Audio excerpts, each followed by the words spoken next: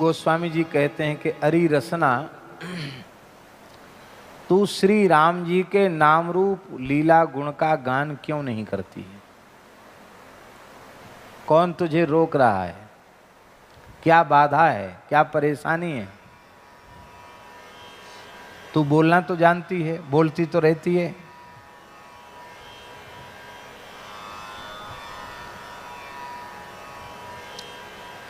तो राम जी का नाम बोलने में तुझे कौन सी बाधा पड़ती है? राम जी का गुणगान करने में तुझे कौन सी बाधा पड़ रही है? महाराज जी, पुराण का श्लोक है, इस संसार का सबसे बड़ा आश्चर्य क्या है? ये आवाज गूंज रही, इसको ठीक करो। इस संसार का सबसे बड़ा आश्चर्य क्या है? लोग कहेंगे दुनिया में 7 आश्चर्य हैं। हमारे यहाँ का ताजमहल भी लोग कहते हैं एक आश्चर्य है, 7 आश्चर्य में एक आश्चर्य है। ये सब कोई आश्चर्य नहीं है। लोक की दृष्टि में ये आश्चर्य हो सकते हैं, संतों की दृष्टि में ये कोई आश्चर्य नहीं।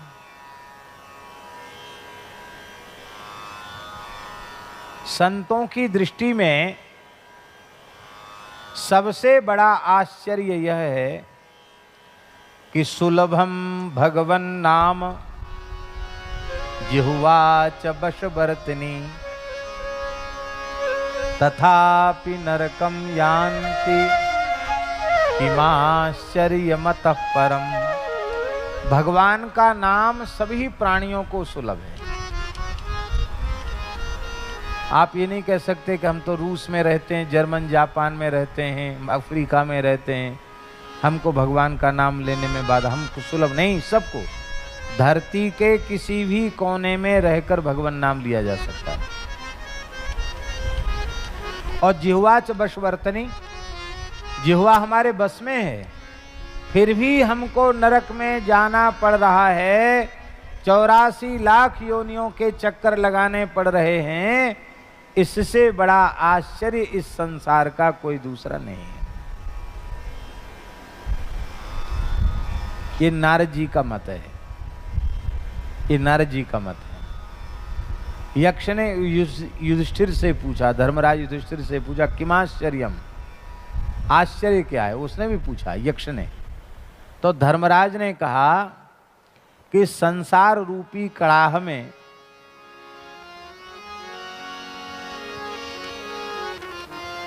त्रिविध ताप से तापित जीव उबाले जा रहे हैं।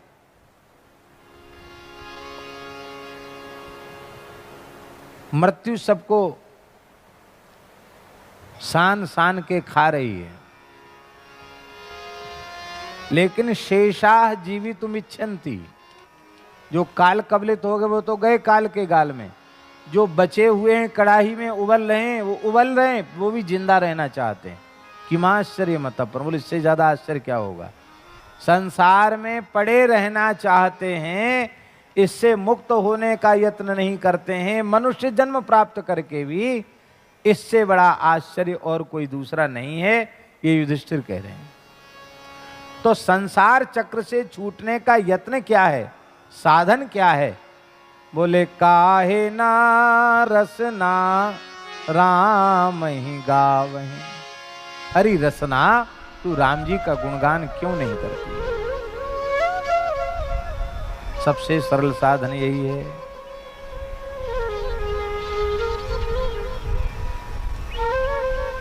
राम जी का गुणगान तो नहीं करती, और क्या करती है? बोले निस दिन पर अपवाद, दूसरे की निंदा। अपवाद माने होता है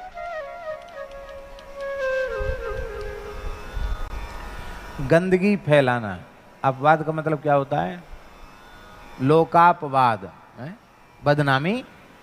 संस्कृत में उसको अपवाद कहते हैं और लोक भाषा में उसको बदनामी कहते हैं।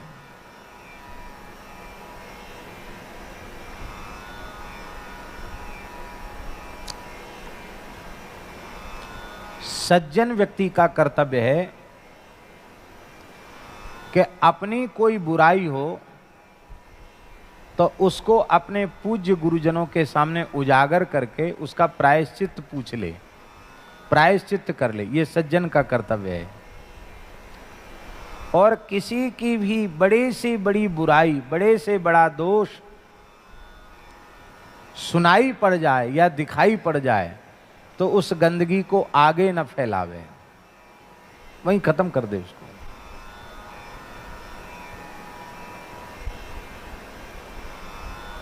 हमारे पूज्य गुरुदेव भक्तमाली जी महाराज, उनके सामने कोई परनिंदा पर चर्चा करता या ये कहता कि महाराज मैंने बहुत पाप किए हैं, महाराज जी कहते ये सब कहने सुनने की हमें आवश्यकता नहीं है, राम राम करो। अरे तुमने पाप किया, हम क्यों सुने? तुम्हारी गंदगी हम क्यों सुने? हम सुने फिर सुनकर दूसरे को सुनावें। तो हम अच्छी विचारधारा ज्यादा से ज्यादा फैलावें, ये तो अच्छी बात है। गंदगी को हम क्यों फैलावें? पर हमारी जिह्वा कथा कीर्तन को प्रसारित नहीं करती है। हमारी जिह्वा तो पर अपवाद वृथा कत रटी रटी राग बढ़ा वहीं। जितनी पर निंदा पर चर्चा करोगे उतना तुम्हारा जन्म व्यर्थ जाएगा, जीवन व्यर्थ जाएगा। उस पर निंदा परापवाद को कह कह के रट रट करके तुम राग क्यों बढ़ा रहे हो? स्वामी जी, जैसे अश्विनी कुमार जो है ना, वो दो हैं, एक को बुलाओ तो दो ही आवेंगे, अकेला कोई आएगा नहीं। बसु 8 हैं, एक को बुलाओगे तो 8 आएंगे, ये पक्का है। सनकादिक 4 हैं, एक को बुलाओगे 4 आएंगे, ये पक्के है। ठीक इसी प्रकार से राग अकेले कभी रहता ही नहीं, उसका अभिन्न सहचर है द्वेष। राग है इसका मतलब द्वेष अपने आप आ जाएगा। द्वेष को निमंत्रित नहीं करना पड़ेगा। राग के बिना द्वेष की सृष्टि होती नहीं, और राग रहेगा तो द्वेष रहेगा, और राग द्वेष रहेंगे तो भगवान में प्रेम कभी प्रकट होने वाला नहीं। आप चाहे जो कुछ कर लो, न ज्ञान उत्पन्न होगा, न भक्ति उत्पन्न होगी, न कोई साधन सफल होगा। राग द्वेष से मुक्त होना ही पड़ेगा।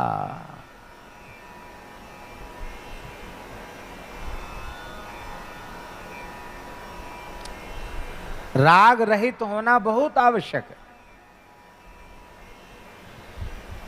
ये राग द्वेष हैं क्या? बोले ये राग द्वेष उल्लू हैं। कौन है ये? राग द्वेष उल्लू हैं, उलूक पक्षी हैं, राग द्वेष उल्लू हैं। और उल्लुओं का अस्तित्व दिन में नहीं रहता। कब रहता अस्तित्व? रात में। दिन में तो उल्लुओं को दिखता ही नहीं। जिन भगवान सूर्य नारायण के प्रकाश में सबको दिखता है, उल्लुओं की दृष्टि में तो सूर्य का अस्तित्व ही नहीं है। पूज्य बक्सर वाले मामा जी कहते थे कि एक बार अखिल ब्रह्मांड स्तर का उलूक सम्मेलन हुआ, उल्लुओं का सम्मेलन। अखिल भारतीय नहीं, पूरे ब्रह्मांड के उल्लू एक जगह इकट्ठे हुए और उन्होंने बड़ा लंबा चौड़ा शास्त्रार्थ किया और इस सर्वसम्मति से घोषणा कर दी कि सारी दुनिया झूठ बोल रही है कि सूर्य सूर्य सूर्य कुछ नहीं। सूर्य नाम की कोई वस्तु इस ब्रह्मांड में है ही नहीं। तो मामा जी कहते थे, क्या उल्लुओं के अधिवेशन में फैसला कर देने से सूर्य का अस्तित्व मिट जाएगा? तो बोले उल्लुओं की कमी है। बोले कमी उनकी भी नहीं है, उन बेचारों को दिखता ही नहीं सूर्य। ध्यान में आई बात? नहीं आई। जब तक संसार रहेगा, शरीर रहेगा। शरीर और संसार दो नहीं है, एक ही है, जाति एक ही है इनकी। वो तो स्पष्ट करने के लिए शरीर संसार कह दिया जाता। शरीर माने संसार, संसार माने शरीर, दोनों प्रकृति है। प्रकृति से अलग तो नहीं है। प्रकृति को ही पिंड शरीर कहते हैं अब प्रकृति को ही ब्रह्मांड कहते हैं, संसार कहते हैं, दोनों में भेद नहीं है। जब तक शरीर संसार रहेंगे तब तक राग द्वेष रहेंगे। पूरी तरह राग द्वेष मिट जाएगा तो संसार समाप्त हो जाएगा।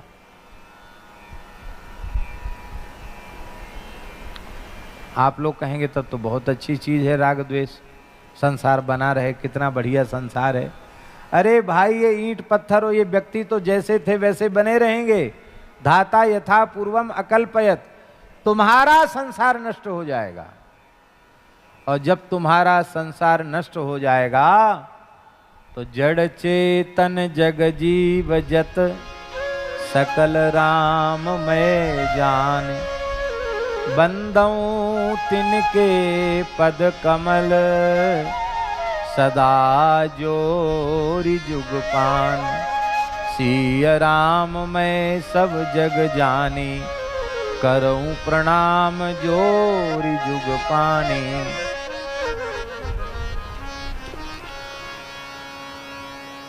फिर राग द्वेष नहीं रह जाएगा। राग द्वेष का अभाव ही संसार का अभाव है, और राग द्वेष का रहना ही संसार का रहना है। द्वेष मन में है तो उसका पक्का है कि राग पहले भीतर होगा, बिना राग के द्वेष उत्पन्न ही नहीं होगा। राग होगा तो द्वेष होगा, द्वेष होगा तो राग होगा। ये दोनों एक साथ ही रहते, अलग रह ही नहीं सकते। और रहना तो इनको है ही है, क्योंकि ये बिल्कुल भी नहीं रहेंगे सृष्टि में तो सृष्टि ही नहीं रहेगी। संस्कृति का चक्र ही अवरुद्ध हो जाएगा। तो इन उल्लुओं को अंधा हम कैसे बनावें? ये राग द्वेष रूपी उल्लू हमारे जीवन में अंधे कैसे हों? गोस्वामी जी ने उपाय बताया है। ममता तरुण तमी अंधियारी।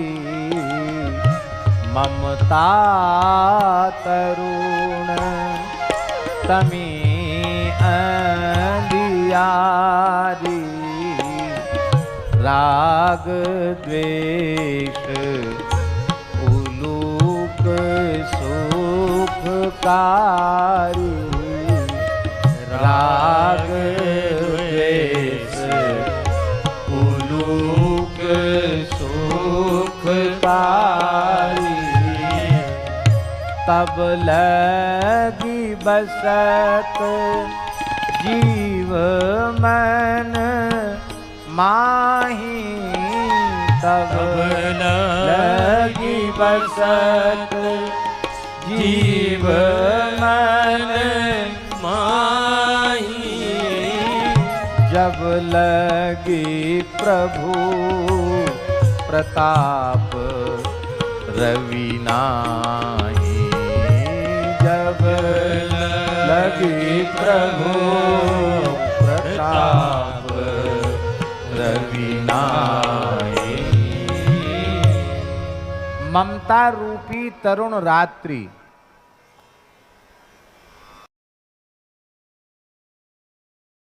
इस रूपी उल्लू बड़े सुखी रहते हैं।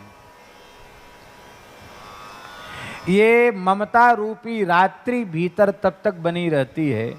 ये रागद्वेष रूपी उल्लू तब तक सुखी रहते हैं जब तक प्रभु प्रताप रवि का उदय नहीं होता। ये प्रभु प्रताप रवि क्या है? यह है भगवन नाम, भगवत चरित्र, भगवत लीला। यही है प्रताप रवि। श्री नाम का आश्रय लिए बिना और भगवान की मंगलमयी लीलाओं का, कथाओं का आश्रय लिए बिना, लीला कथा का आश्रय लिए बिना, ये बात बिल्कुल पक्की है, भगवान के प्रभाव प्रताप स्वभाव रूपी सूर्य का उदय हृदय में नहीं होगा, नहीं होगा, नहीं होगा। भगवान के प्रताप रूपी सूर्य को आप हृदय में उदित करना चाहते हैं, और जब उदित हो जाएंगे तो क्या होगा उससे? क्या होगा? अरे सूर्य के उदित होने पर रात्रि चली जाएगी। कौन की रात्रि? ममता रूपी रात्रि चली जाएगी।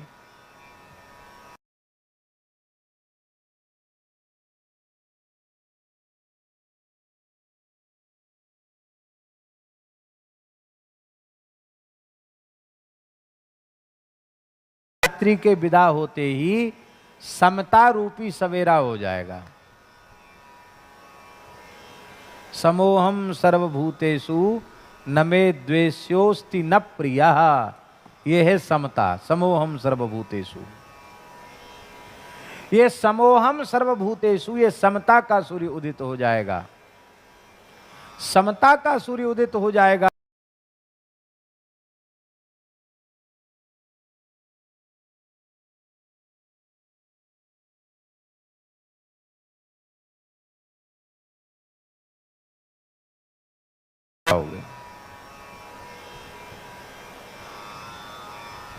संसार तो जैसा था वैसा ही रहेगा, ऐसा है वो रहेगा भी, लेकिन तुम्हारे लिए संसार का अस्तित्व मिट जाएगा।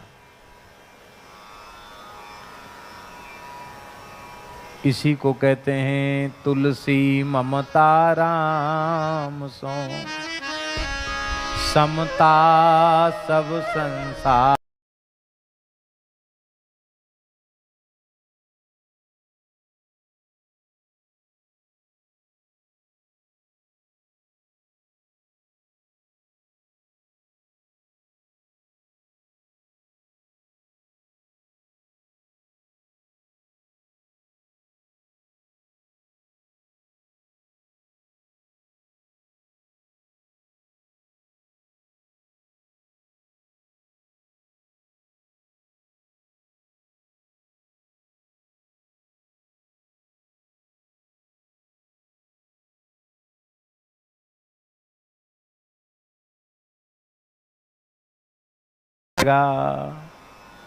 इसलिए तू राम नाम का जप क्यों नहीं करता है?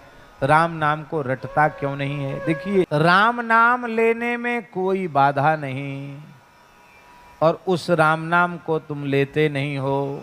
पर निंदा पर चर्चा में अपनी जिह्वा को तिरस्कृत कर रहे हो, नष्ट कर रहे हो। राग बढ़ा, वही राग को बढ़ा रहे हो, द्वेष को बढ़ा रहे हो।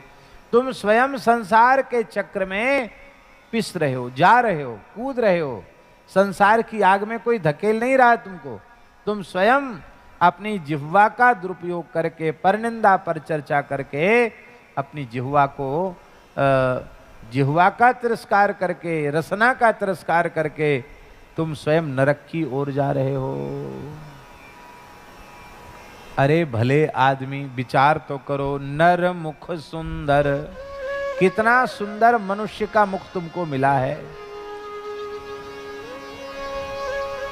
भेड़ बनते तो कीर्तन कर पाते? भैं भैं ऐसे करना पड़ता। बकरी बनते तो मैं ऐसे करना पड़ता। गधा बनते तो हेंचू हेंचू करना पड़ता। सुअर बनते तो सुअर की आवाज निकालनी पड़ती। हम कोई सब आवाज निकालना जानते नहीं है, पर राम राम तो नहीं कर पाते। कितना सुंदर भगवान ने मनुष्य का शरीर दिया है, कितना बढ़िया मनुष्य का मुख दिया है, कैसी सुंदर जिह्वा दी है। कितने विविध राग रागनियों में लोग अपने कंठ से स्वर निकालते हैं। ये जितने बाजा बने हैं ना संसार में, मनुष्य के बने, वो सब बाजे पीछे हैं। ये बाजा सबसे ऊंचा बाजा है। कंठ से श्रेष्ठ कोई बाजा नहीं, जिह्वा से ऊंचा कोई इंस्ट्रूमेंट नहीं, कोई वाद्य नहीं। आप सब कुछ इससे निकाल सकते हो।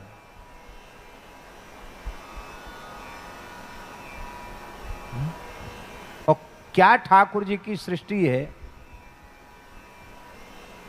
अब स्वामी जी का स्वर क्या कहना। अब वो स्वर पूरी दुनिया खोजने पर वो स्वर सुनाई नहीं पड़ता। ये इंस्ट्रूमेंट किसका बनाया है? ठाकुर जी का बनाया। स्वामी श्री राम स्वरूप जी का स्वर, क्या मिठास थी गले में, वाह क्या कहना। अभी देख लो, लता जी वृद्ध हो गई हैं लेकिन उनका स्वर देखो। ये सब किसने बनाया?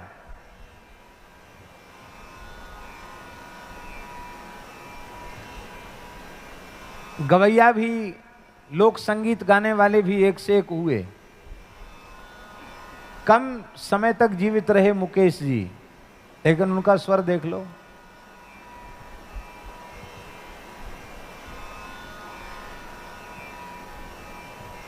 हम कोई सिनेमा के गीत सुनने का हमको व्यसन नहीं है, शौक नहीं है, पर पता नहीं क्यों ऐसी स्वाभाविक वाणी उस मुकेश की सुनाई पड़ती है कि लगता है कि इसको सुने। ये किसका बनाया हुआ कंठ है? ठाकुर जी का बनाया हुआ। इतना सुंदर मनुष्य का शरीर भगवान ने तुम्हें प्रदान किया है, इतनी सुंदर जिह्वा दी है, इतना सुंदर कंठ दिया है, फिर भी तुम परनिंदा परचर्चा में समय बर्बाद कर रहे हो। अपने कंठ से, अपनी जिह्वा से भगवान नाम को गा नहीं रहे हो। बहुत से लोग एक बात कहते हैं, क्या करें महाराज जी, हमको गाना नहीं आता है।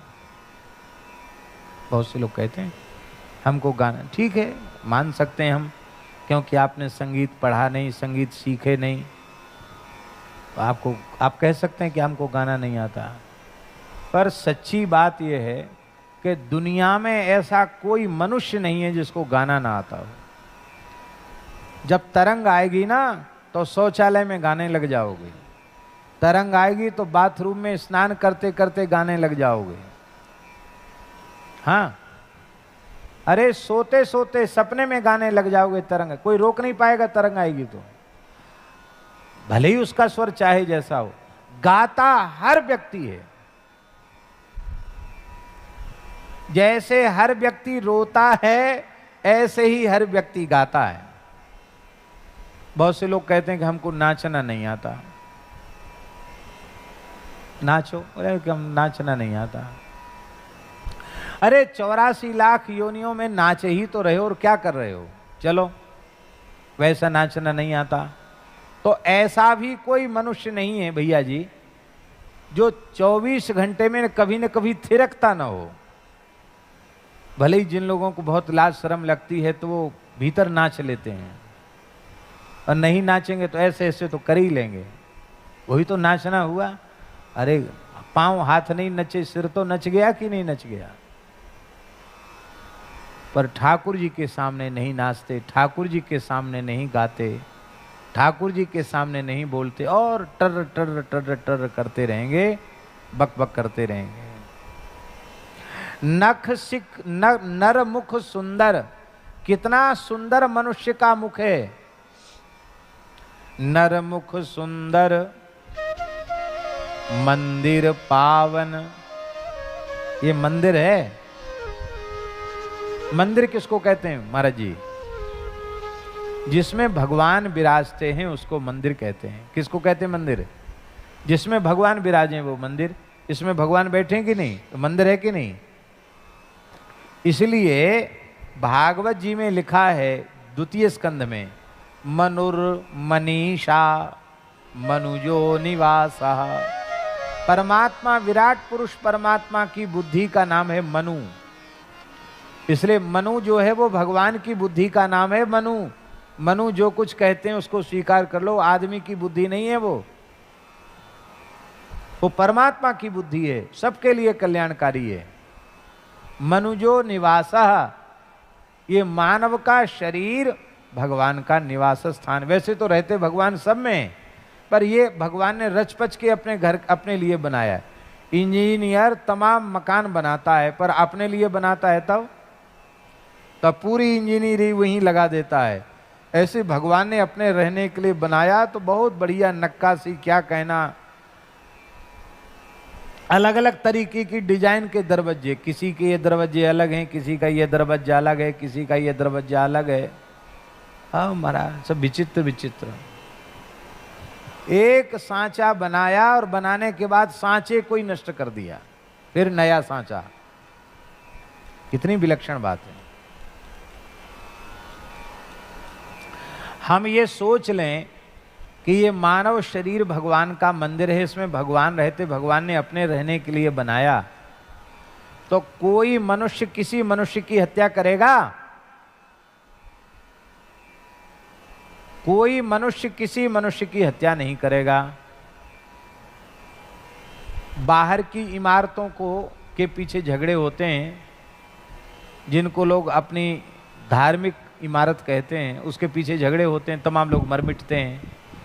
पर ये जो बाहर की इमारत है तो मनुष्य की बनाई हुई है, और ये इमारत किसकी बनाई हुई है? ये परमात्मा की बनाई हुई है। इस परमात्मा की बनाई हुई इमारत को नष्ट करने में तनिक भी लोग विचार नहीं करते। ये विचार आ जाए कि भगवान के बनाए हुए मंदिर हैं, तो इन मंदिरों को कोई नष्ट नहीं करेगा।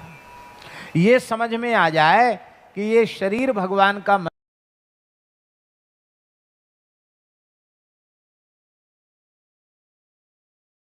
जाता है, अपेय जाता है मंदिर में, बोलो, मध्यमांस मंदिर में जाता है, प्याज लहसुन मंदिर में जाता है? बिल्कुल नहीं जाता। इसका मतलब है ये हम स्वीकार कर लें कि भगवान का मंदिर है, तो इतने मात्र से हमारे हृदय में दया करुणा आदि सद्गुण आ जाएंगे, हमारा आहार शुद्ध हो जाएगा। क्यों? भगवान के मंदिर में कोई गंदी चीज थोड़ी पटकेगा, पवित्र वस्तु ही भगवान के मंदिर में जाएगी, जो भगवान को भोग लग सकती हो। एक महात्मा का अभ्यास था, वो भोजन करने बैठते तो एक नया मंत्र बोलते थे। क्या? कौन सा मंत्र? हाथ जोड़ के कहते, हे भगवान तोहरे पेट में जाए। क्या कहते? हे भगवान तोहरे पेट में जाए।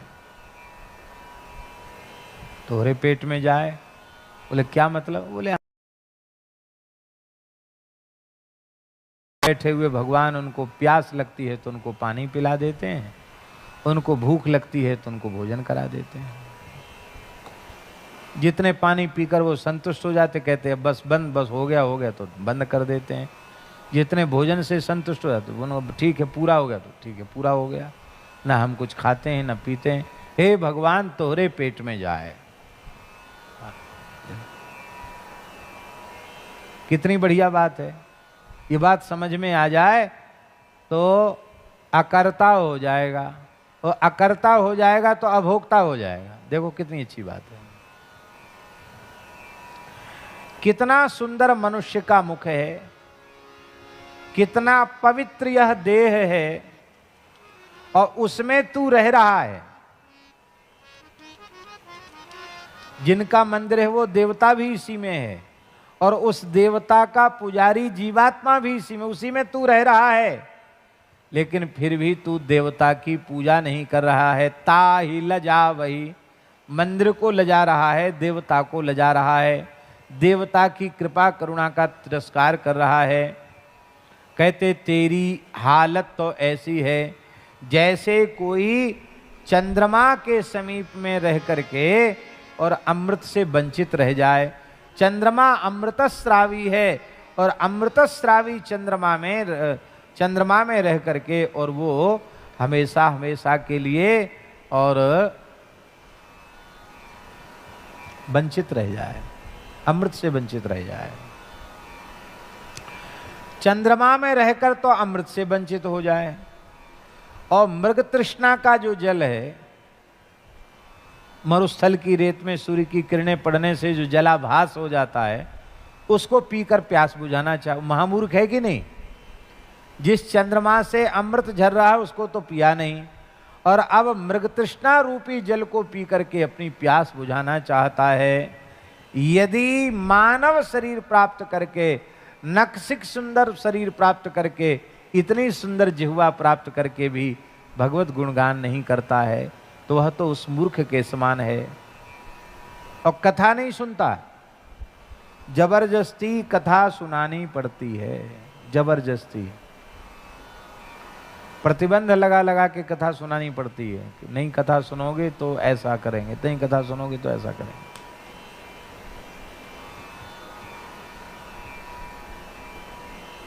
एक बुंदेलखंड के एक रामायणी जी थे, तो विनीत जी नाम था उनका। तो पूज्य हमारे महाराज जी भक्तमाली जी महाराज उनसे बड़ा प्रेम रखते थे वो। महाराज जी कभी उधर जाते तो कथा में तो बुंदेली भाषा में कथा कहते थे। वो कहते थे, हम तो बेलन खो नौन दे रहे। समझे नहीं समझे? बैलों को नमक देना, हम तो बेलन खो नौन दे रहे, यहीं से शुरू करते थे। बैल ऐसे नमक नहीं, अब नमक उनके स्वास्थ्य के लिए अच्छा है तो क्या करते हैं, एक बांस का पोला बांस रहता है उसको मुंह में उनके डाल देते हैं और उस बांस की पुंगी में उसमें ऐसा वो लगा रहता है कीप जैसा, और उसमें डालते हैं नमक, तो नमक उनके कंठ में जाके नीचे उतर जाता है, उससे उनको फायदा होता है। तो जैसे बैलों को नमक दिया जाता है जबरदस्ती, नाथ पकड़ के खींच के, बोले ऐसे हम सबको बिठा के बेलन को नौन दे रहे हम।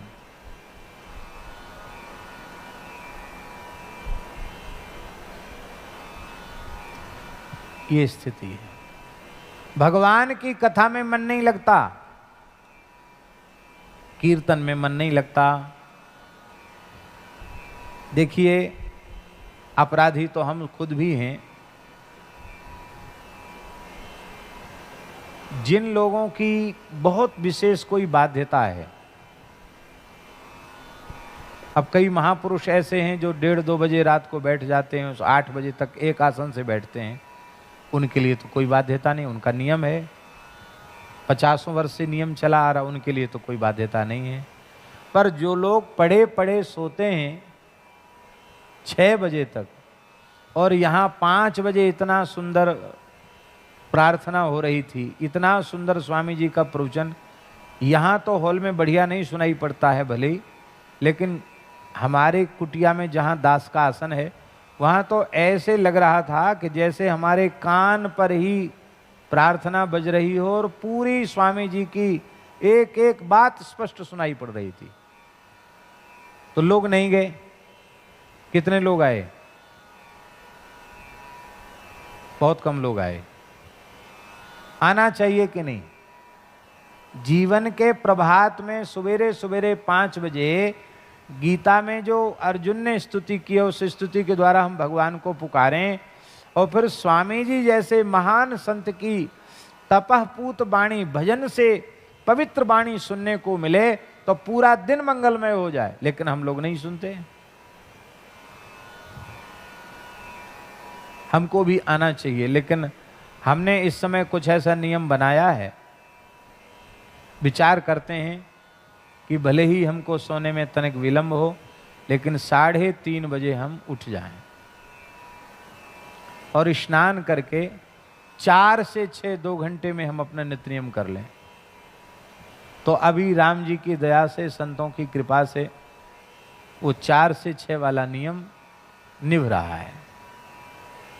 यद्यपि आलस तो कहता है कि नहीं नहीं पड़े रहो, 1 बजे हो गया था और देर हो गई, यूँ हो गया, तो बहाने बहुत हैं, लेकिन वो बहाने हो तो बहाने ही बहाने हैं। दिन में भी विश्राम का कई बार अवसर मिलता नहीं, तो शरीर पर उसका प्रभाव होता है।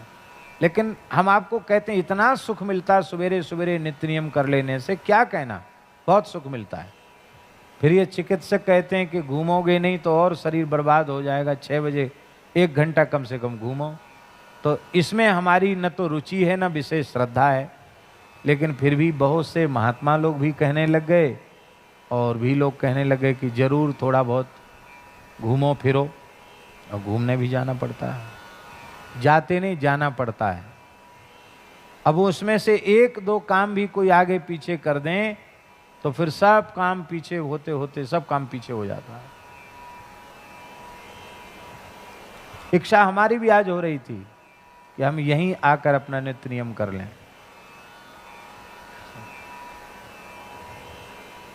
हम ये कहना चाह रहे हैं महाराज जी कि कथा कीर्तन में बिल्कुल मन नहीं लगता, लीला दर्शन में मन नहीं लगता।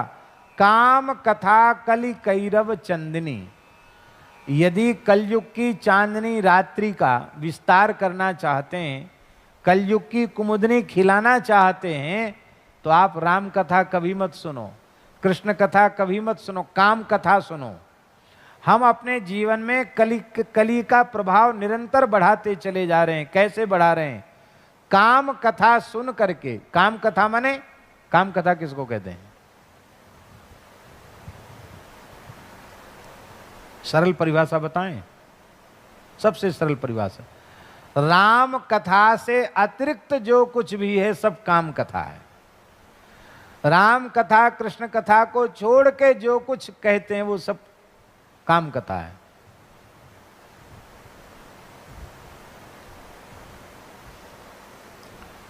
श्री आनंदमयी मां से एक बात पूछी गई, आनंदमयी मां से। हमने तो आनंदमयी, श्री आनंदमयी मां का प्रत्यक्ष दर्शन नहीं किया, यद्यपि वे उस काल में थी, लेकिन अवसर नहीं मिला प्रत्यक्ष दर्शन का।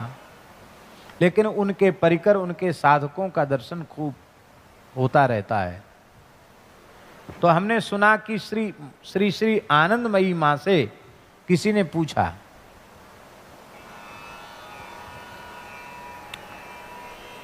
कि कथा का स्वरूप क्या है।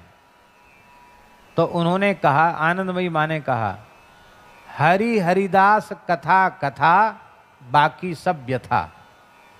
क्या कहा?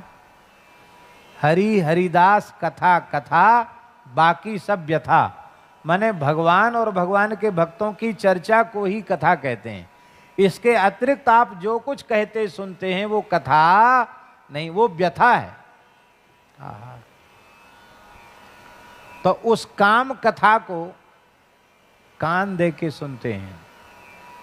यहां बैठ के बढ़िया से बढ़िया माइक लगा है कथा में, ऐसे नींद आ जाएगी। और वहां बैठ के कोई ऊटपटांग चर्चा कर रहा है, यहीं से देखेंगे क्या कह रहा है, उसके होठ कैसे हिल रहे हैं, आंख कैसी मटक रही है, अरे ये कह रहा होगा। और लोग इतने अच्छे विचार कर लेते, हाँ यही कह रहा होगा, ये पक्की बात है।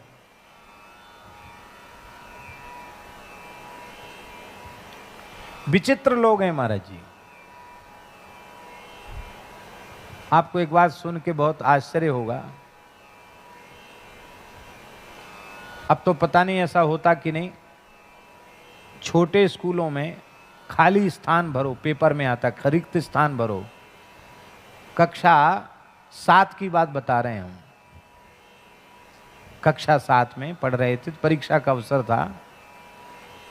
तो दिल्ली में है, दिल्ली में बगीचा है, दिल्ली में ये है वो है, तमाम चीज़ें लिखी रहती हैं।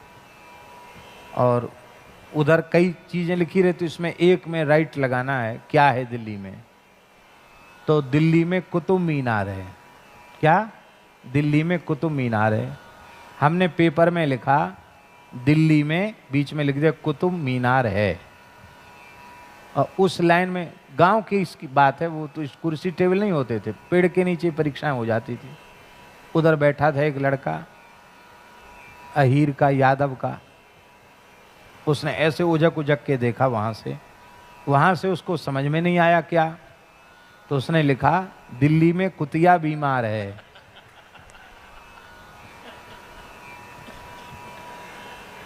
एक अध्यापक थे, ब्राह्मण देवता थे, तो ऐसे बड़ा मोटा चश्मा लगाते थे, वो छड़ी लेके घूम रहे थे, कोई नकल तो नहीं कर रहा है। वैसे कापी पे देखते थे नजर गड़ा के कि क्या लिख रहा है। तो जैसे ही वो लड़के को जानते थे कि इधर उधर ताक झांक रहा है, तो उसकी कापी पर देखा, तो देखा क्या लिखा है, दिल्ली में कुतिया बीमार है। अरे क्या लिखा है, दिल्ली में कुतिया बीमार है, कहाँ से लिखा? तो वो डर गया बेचारा छड़ी देख के। बोले वो महाराज ने लिखा, उनको देख करके हमने लिख दिया। लो, तो हमारी कापी देखी गई, क्या लिखा है? अरे इन्होंने तो ठीक लिखा। इस तरह से भी लोग अनुमान लगा लेते हैं। पर कथा कीर्तन में अच्छी से अच्छी बात, सरल से सरल बात, सीधी से सीधी बात उनको समझ में नहीं आती है। ये दुर्भाग्य है। तिनहि हटकी हरि कल की रति, कही हरि कल की रति करन कलंक नसावहीं। उनको हटक करके भगवान के पवित्र चरित्र को सुन करके कलयुग के कलंक को वो दूर नहीं करते हैं। उस विषय चर्चा को रोक करके भगवान के सुंदर नाम रूप गुण लीला का गान करना चाहिए। उससे क्या होगा, उन्हें कानों का कलंक दूर हो जाएगा, अर्थात विषय की बातें नारायण ठीक। अर्थात बस इस पद को पूर्ण करके ही हम दो पंक्तियां और हैं और हम उसको पूर्ण कर रहे हैं। इस विषय की बातें सुनते सुनते हमारे कान अत्यंत कलंकी हो गए हैं। वो कलंक दूर करने का साधन क्या है? बोले कलंक दूर करने का साधन है भगवान की कथा के श्रवण से ही वो कलंक दूर होगा।